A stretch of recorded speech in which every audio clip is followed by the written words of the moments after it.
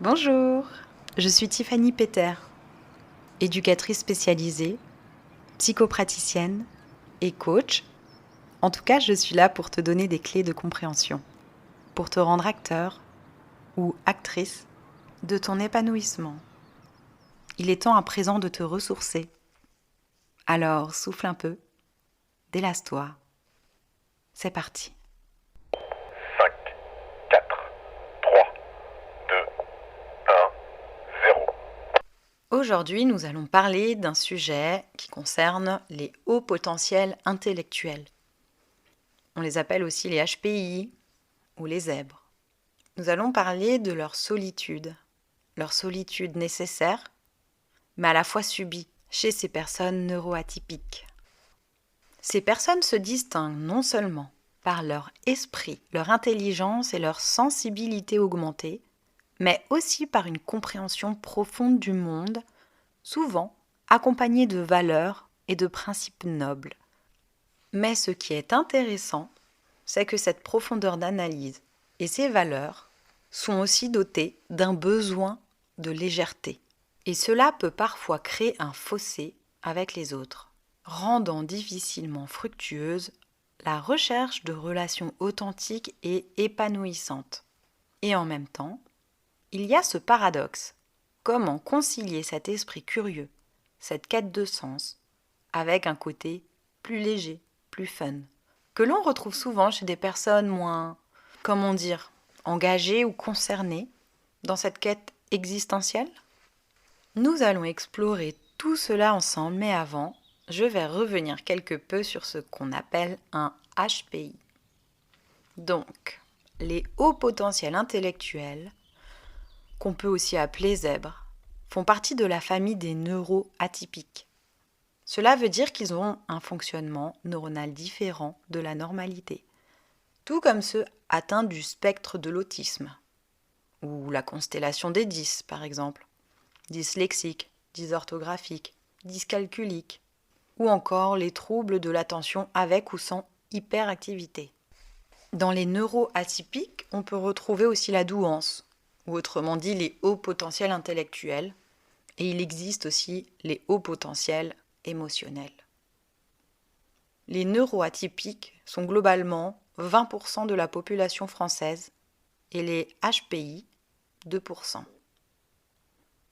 Être neuroatypique ne veut pas forcément dire que l'on est mieux ou moins bien. Nous ne sommes pas dans un jugement de valeur. Cela veut simplement dire qu'on a des capacités cérébrales différentes. Le haut potentiel intellectuel, par exemple, raisonne très vite et a une pensée qu'on peut dire en arborescence.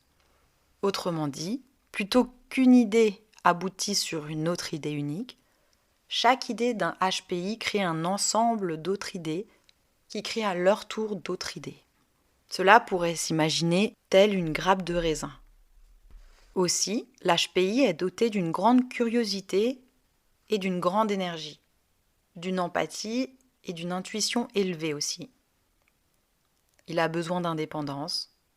Il a un esprit indépendant, autrement dit non conformiste. Il a un besoin de justice et ressent les choses avec plus de force. Il a une haute capacité d'adaptation et donc aussi de résilience. Ainsi, les enfants HPI ont tendance à être plus matures et donc à rechercher la compagnie des personnes plus âgées. Je précise cependant que l'HPI ne coche peut-être pas exactement toutes ces cases, mais un plus ou moins grand nombre. Ensuite, l'un des grands besoins de l'HPI est donc l'autonomie. Pourquoi ?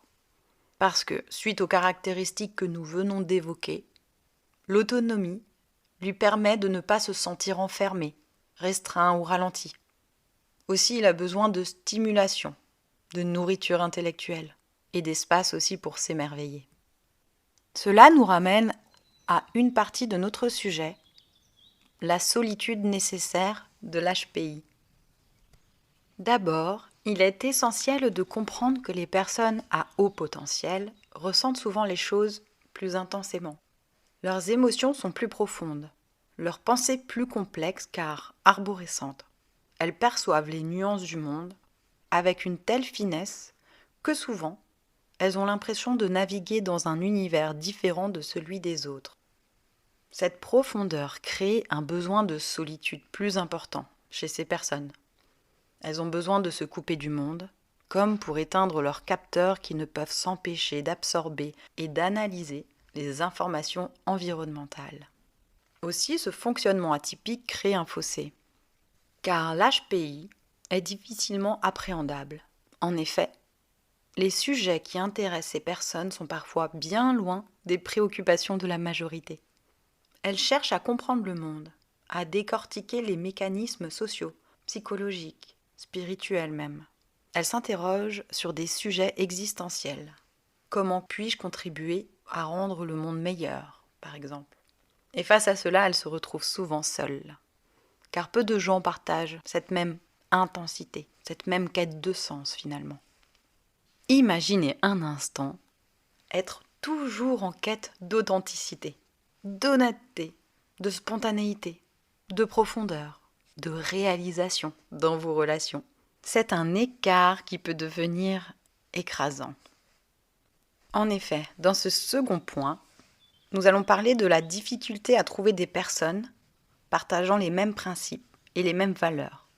L'HPI est doué d'empathie. Ainsi, les valeurs et les principes des personnes à haut potentiel intellectuel sont souvent ancrés dans la recherche de justice, de vérité, de respect profond de l'autre. Ce sont des individus qui ne tolèrent pas l'hypocrisie, les masques sociaux ou les compromis sur des sujets qu'ils jugent essentiels. Les HPI ont le goût de l'effort. Le plaisir à court terme n'est pas recherché spécifiquement. Il est endurant pour construire des projets durables dans le temps. Il aime les relations profondes, qui demandent de l'investissement émotionnel et qui peuvent remettre soi-même et l'autre aussi en question. Le haut potentiel va souvent se poser cette question. Pourquoi est-ce que je me sens seul ou différent? Est-ce que je suis trop exigeant? Et c'est là que réside une des grandes douleurs de ces personnes. Avoir le sentiment d'être généralement différent des autres ou même ne pas être à sa place. Le sentiment de décalage est ainsi une autre caractéristique de l'HPI. Et pourtant, il existe un paradoxe, celui de la profondeur et de la légèreté chez l'HPI. Comment trouver cet équilibre? En effet, face à cette profondeur, il y a cette autre facette de la personnalité des hauts potentiels intellectuels. Il y a leur envie de légèreté, de spontanéité, de plaisir simple. Ce sont des personnes qui, malgré leur profondeur, cherchent également à s'amuser, à vivre des moments joyeux et légers. Mais voilà, elles ont parfois l'impression que la légèreté appartient davantage à des personnes qui n'ont pas cette même analyse poussée du monde, cette même quête de sens. C'est un paradoxe difficile à gérer. Comment concilier cette envie de profondeur, cette quête de compréhension du monde, ces valeurs nobles avec cette envie de légèreté et de lâcher prise? Comment trouver des personnes qui sont à la fois réfléchies et authentiques, et également aussi capables de rire et de profiter de l'instant présent sans souiller la morale? C'est là qu'il est important de souligner une chose. La légèreté n'est absolument pas en contradiction avec la profondeur. On peut être à la fois quelqu'un de sérieux, engagé, dans une quête de sens, et aimer rire et s'amuser. Le problème est que les personnes à haut potentiel intellectuel ont souvent du mal à trouver des personnes qui partagent cette double facette naturellement, avec authenticité et profondeur. Ainsi, ce sentiment de ne jamais être vraiment à sa place est très fréquent chez ces personnes. Alors, comment y remédier? Et voici notre 4e partie. L'une des premières clés est d'accepter la situation. Accepter qu'on vient possiblement d'une autre planète. Et alors, nous rencontrons moins fréquemment d'autres personnes semblables, mais nous en rencontrerons, c'est sûr. Aussi, comprenez qu'il est normal de ne pas correspondre aux attentes ou aux standards de tout le monde. Ainsi, si on vous regarde perplexe après une intervention, un commentaire ou une blague, c'est tout à fait normal. Les fréquences ne sont pas alignées, mais elles se rejoignent tout de même à un moment donné. En acceptant cette réalité, on peut s'autoriser à être soi-même dans toute sa complexité, sans chercher à se conformer. Et c'est ainsi qu'on va s'épanouir individuellement. Ensuite, il est essentiel de chercher des environnements où l'on peut exprimer ces différentes facettes de sa personnalité. Par exemple, fréquenter des groupes ou des communautés où les valeurs humaines et intellectuelles sont partagées. Ou encore, créer soi-même ces espaces. Quels que soient vos besoins, il y a toujours différentes manières d'y répondre.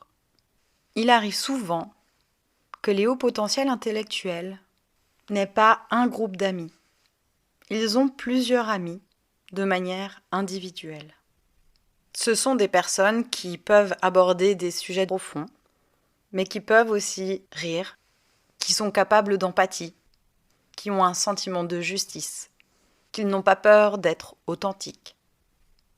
Ce sont des personnes qui viennent souvent de différents horizons. Mais pourquoi pas tenter de les rassembler tous et de se retrouver en un groupe qui pourrait possiblement se comprendre. En conclusion, ne t'isole pas et embrasse ta complexité. La solitude des hauts potentiels intellectuels est dans un premier temps une nécessité pour se ressourcer. Mais dans un second temps, le sentiment de solitude est aussi souvent le résultat de cette dichotomie entre profondeur et légèreté, entre valeurs nobles et envie de plaisir simple. Mais il est important de se rappeler que cette complexité fait partie de leur richesse. Ils ne sont ni trop sérieux, ni trop légers. Ils sont tout simplement humains, avec une sensibilité exacerbée et une compréhension profonde du monde qui les pousse à chercher des connexions vraies et authentiques. L'important est de ne pas s'isoler, d'accepter cette singularité tout en créant des espaces où cette profondeur peut coexister avec la légèreté. Merci de m'avoir écouté aujourd'hui.